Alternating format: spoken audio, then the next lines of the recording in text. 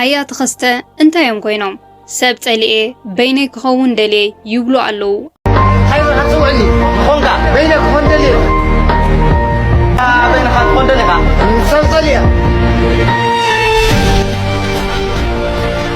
ንስኻኸ እዚ ሓሳብ እዚ ኣብ ኣእምሮኻ መጺካ ፈልዶ ወይ ድማ ካብ ሓደ ኣዝዩ ፍቱው ቅድሚ ሕጂ ኣዝዩ ሕውስ ዝነበረ ሰብ ሰሚዕካያ ትፈልዶ ዛዘረባ ነዛ ናይ አያት ኸስተ ቁራጽ ቪድዮ ብዙሓት ምስ ናይ ባዕሎም ምስሊ ኣተኣሳሲሮም ሰብ ከም ዝጸልኡ በይኖም ምዃን ከም ዝመረጹ ብዝገልጽ መንገዲ ቪድዮታት ክዝርግሑ ቀኒዮም ኣለዉ ሓደ ሰብ አንደበት ፍሽኽትኡ ጠፊኡ ካብ ሰብ ክንጸል ማሕበራዊ መራኸቢታቱ ከዓጹ ካብ ኩሉ ክርሕቕ ከሎ እንታይ ኮይኑ ኢልካ ሓሲብካ ትፈልዶ ንሓደ ሰብ ጸልኤ ክብል ከሎ ብሓቂ ብውሽጡ ጽልእ ዲ ዘሎ ወይሲ ካብኡ ዝዓመቐ ንሕና ዘይንርእዮ ስውር ስቃይ ኣለዎ ሎሚ ድሕርቲ ሰብ ምጽላእ ወይ ከዓ ሚዛንትሮፒ ዝበሃል ከቢድ ጉልባብ ተሓቢኡ ዘሎ ሓቀኛ ስነ-ኣእምሮኣዊ ምስጢር ክንፈትሕ ኢና እቲ ሓቂ ግን ንዓኻን ንብዙሓትን ካብቲ ዝሓሰብኩሞን ላዕሊ ዘሰንብድ ዝትንክፍ ክኸውን ይኽእል እዩ መብዛሕትኡ ግዜ ሓደ ሰብ ጸልኤ ኢሉ ክእውጅ ከሎ እቲ መልእኽቱ ንደቂ ሰባት ካብ ዘለዎ ንዕቀትን ጽልእን ዝተበገሰ ይኮነን እንታይ ደኣ ንዝብል ሕቶ እቲ ሰብ ምጽላእ ዝበሃል ስምዒት ሓቀኛ ጽልኢ ኣይኮነን ናይ መከላኸሊ መጋረጃ እዩ እወ ልክዕ ከምቲ ሓደ ጎብዬ ሓደጋ ክመጾ ከሎ ካብ ውሽጢ ዝስኮሞ ተሪር ክፋል ዝሕባእ ወይ ሓደ ተዋጋኣይ ቀስቲ ከይወቕዑ ዋልታ ዘልዕል ሰባት ድማ ከቢድ ጭንቀትን መከራን ክመጾም ከሎ ንኣእምሮኦምን ስምዒቶምን ካብ ተወሳኺ ጉድኣት ንምድሓን ንደቂ ሰባት ክጸልየ ዝብል ዋልቶኦም እዮም ዘልዕሉ እቲ ፍርሂ እቲ ቃንዛ እቲ ሕሉፍ ክድዓትን በደልን ድኻምን ክሳብ ዝሓዊ ንነብሶም ዝዓጽውሉ ናይ ህጹጽ እዋን ማዕቆቢ በዓቲ እዩ እንደገና ብዘይ ሓሰብክዎ ሰብ ከይብደል እንደገና ብዝኣመንክዎ ከይጥለም እንደገና ድኻመይ ርእዩ ከይውጽዑኒ ዝብል ናይ ምፍጋድን ምስካሕን ስምዒት ዝፈጠሮ እዩ ናይዚ መድሃኒት ኢሉ ድማ ኣእምሮኻ ዝበካ ፍታሕ ከም ምህዳም ካብ ሰባት ምግላል በይንኻ ምዃን ነዚ እምበኣር ተገሊልካ ትሕልፎ ህይወት ኢኻ ሰብ ጸልኤ ብዝብል ምኽንያት ትፈጥረሉ ዘለኻ ሰብ ኮይኑ ንኹሉ ሰብ ብሓፈሻ ክጸልእ ዝኽእል ፍጡር የለን ንምንታይ ዳ እዩ እሞ እዚ ኩሉ ምግላልን በይንኻ ምዃንን ምድላይን እንተይልና ምኽንያቱ ኣብ ውሽጢ እቲ ንሰብ ጸልኤ ዝብል በዓቲ ዘሎ ሰብ ኣዝዩ ዓብዪ ባህግን ንጹህ ኣውያትን ኣሎ እቲ ውሽጣዊ ድሌቱ ኩሉ ግዜ ከምዚ ዝስዕብ እዩ እቲ ዘጋጠመኒ ክድዓት ይኣክል ሕጅስ ዝርድአኒ ብሓቂ ብልቡ ዘፍቅረኒ ንብዓተይ ዝደር ዘለይ እምበር ንጥቕሙ ዘይደለኝ ሓቀኛ ሰብ እንተዝረክብ ዝብል ኣብ ውሽጢ ናይ ጽምዋ በዓቲ መቃልሕ ዝመልስ ኣውያት ኣሎ እቲ ዘገርም ሓቂ ግን እዚ እዩ ሰባት ዘጽልኦም ሰባት ንማሕበራዊ ህይወት ካብ ዘለዎም ጽልእ ዘይኮነስ ንሰባት ኣዝዮም ካብ ምፍቃሮም ካብ ምእማኖም ዝተበገሰ እዩ ኣዝዩ ዘፍቅር ሰብ ጥራይ እዩ ኣዝዩ ዝቆስል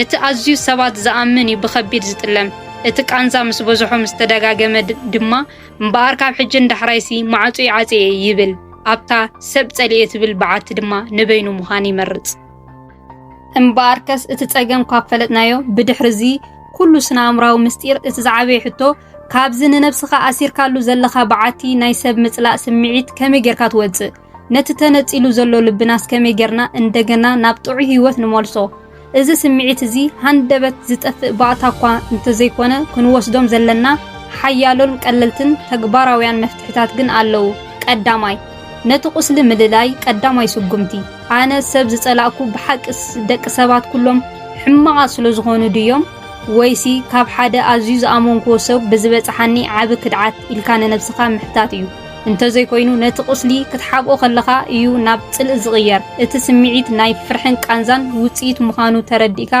ንነብስኻ ክትፍወስ ክትፈቕደላ ኣለካ ቁስሊ ከይሓወየ ሓድሽ ምዕራፍ ክትጅምር ኣይከኣልን ሰብ ሕሱም ኢልና ነማር ደቂ ሰባት ኢና ነፍቅር ከም ዝበሎ ኣብርሃም ኣፈወርቂ እቲ ብሰባት ዝተበደልካዮም ምስ ሰባት ብምቅራብ ኢኻ ክትፍውሶ ትኽእል ካልኣይ ማዕጾኻ ቀስ ብቐስ ምኽፋት ይኹን ግን ብሓንሳብ ናብ ዓበይቲ ጉጅለታት ናብ ሰባት ሃታሃታን ክትምለስ የብልካን ቀስ ብቐስ ግን ሰባት ዘለዎ ከባቢታት ከም መናፈሻታት ኣብያተ መጻሕፍቲ ወይ ካፌታት ብምኻድ ምስ ሰባት ምስ ከባቢኻን ምትሓዝ ምፍጣር ምስቶም መዓልታዊ ትረኽቦም ሰባት ከም ኣውቲስታ ታክሲ ወይ ነጋዶ ቀለልትን ናይ ከመይ ውዒልኩም ሰላምታን ፍሽኽታን ምልዋጥ ጀምር።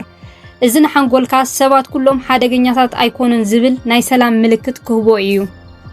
ሳልሳይ ትጽቢትካ ምቕናስ። መብዛሕትኡ ግዜ ንሰባት ኣዚና ንጸልኦም ካብ ዘለና ወይ ዝነበረና ትጽቢት ኣዝዩ ልዑል ስለ ዝኸውን እዩ። ሰባት ኩሎም ፍጹማን ክኾኑ ኩሉ ግዜ ክርድኡኻ ወይ ንስኻ ተርእዮ ፍቕሪ ልክዕ ብማዕረኽ ሞልስልካ ክትጽበ የብልካን።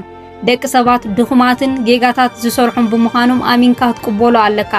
ካብ ሰባት ዝመጸካ ናይ ቃንዛ መጠን ብፍርቂ መጠን ክቕንስ እዩ። ራብዓይ ንጹር ዶባት ምግባር። ሰብ ምጽላእ ዝመጽእ ንሰባት ኣብ ህይወትካ ዶብ ስለ ዘይገበርካሎም ንሳቶም ከዓ ቀይሕ መስመራትካ እናሰገሩ ስለ ዝሕሙኻ እዩ።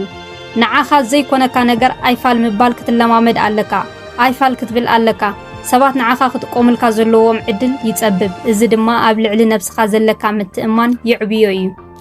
ሓምሻይ ሓደ ጥዑይ ሰብ ጥራይ ምድላይ። 100 ናይ ሓሶት ዓሮኽ ካብ ዝህልውኻ ሓደ ብሓቂ ዝርድአካ ቁኑዕን ብቁዕን ዓርኪ ይበልጽ። ምስ ኩሉ ሰብ ክትሳነ ምስ ኩሉ ሰብ ክትተዓራርኽ ኣይትጽዓር።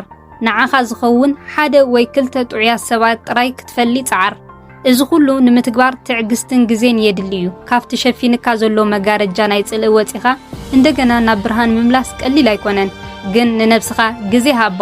እቲ ቀንዲ ነገር ኣብቲ በዓቲ ተዓጺኡ ክተርፍ ዝደሊ ፍጡር ከም ዘየለ ምፍላጥ እዩ። ንሰብ ከዓ ሰብ መድሃኒቱ።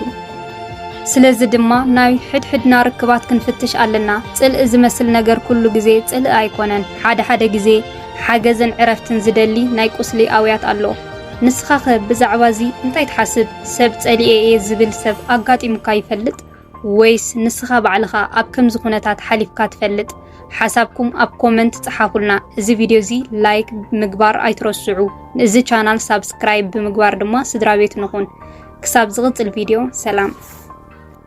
حيوان هتسوعني خونكا بينك خندلي خونكا بينك خندلي سلسلة